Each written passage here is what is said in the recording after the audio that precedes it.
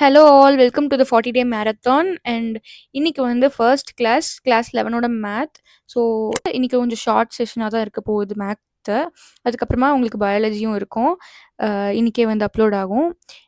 And இந்த 40 டேஸ்மே உங்களுக்கு வந்து ரொம்பவே யூஸ்ஃபுல்லாக இருக்க போகுது. So stay tuned and utilize this opportunity to be consistent as well as learn each lesson. So yeah, welcome to the first class of the 40 day marathon. Now let's get into the lesson. Hey guys, I'm Shweta, உங்களோட maths faculty. Differential and integration மாதிரியான சம்மெல்லாம் 11th நம்ம தரவாயிட்டோம்னா 12th ரொம்ப யூஸ்ஃபுல்லாக இருக்கும். Okay, இப்போ differential ஈக்குவேஷனோட basics ஃபார்முலாலாம் பார்த்துடலாம். நார்மலாக இதை நீங்கள் மெமரைஸ் பண்ணி தான் ஆகணும். ஸோ எக்ஸ் பவர் என் அப்படின்னா என் எக்ஸ் பவர் என் -1. இந்த ஃபார்முலாவுக்கு ஒரு சின்ன எக்ஸாம்பிள் வச்சு சொல்லித்தரேன். எக்ஸ் பவர் 7 இருக்குன்னு வச்சுப்போம். ஸோ பவரை வந்து நம்ம முன்னாடி போடணும். 7x பவர் கூட எப்பயுமே ஒன்று மைனஸ் பண்ணணும். அப்போ இதோட வேல்யூ என்ன? 7x 7 - 1 வந்து 6. கரெக்டா? இப்போ அதே மாதிரி நீங்களும் என் கூட ட்ரை பண்ணுங்க. எக்ஸ் பவர் 3ன்னு போட்டால் என்ன வரும்? 3 வந்து முன்னாடி போடணும். அதாவது எக்ஸ் பவர் 3 பவர் வந்து முன்னாடி போடணும். எக்ஸ் பவரோட ஒன்று மைனஸ் பண்ணணும். அப்போ வேல்யூ என்ன? 3x power. இதே மாதிரி நெக்ஸ்ட் ஒன்று போடுவோம்.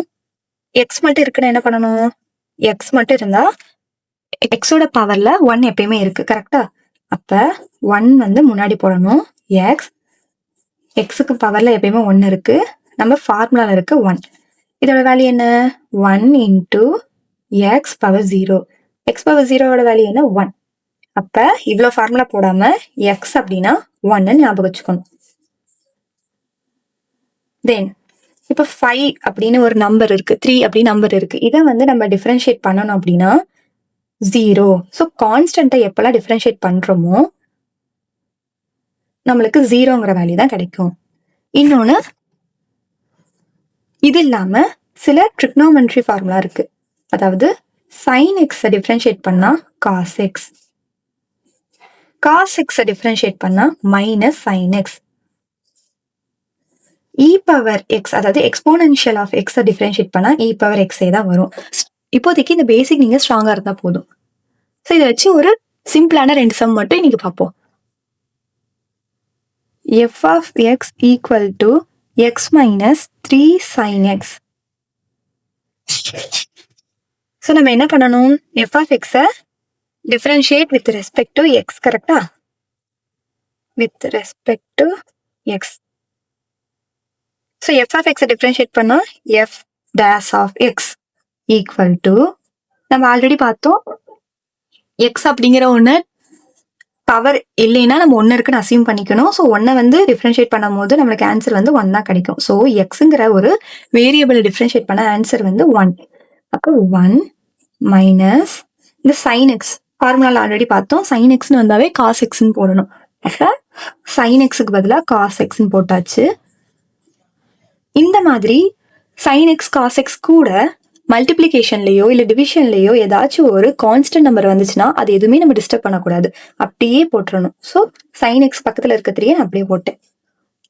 அப்போ f of x equal to x minus 3 sine எக்ஸோட டிஃப்ரென்ஷியேட் பண்ண ஆன்சர் வந்து f dash of x equal to 1 minus 3 cos X.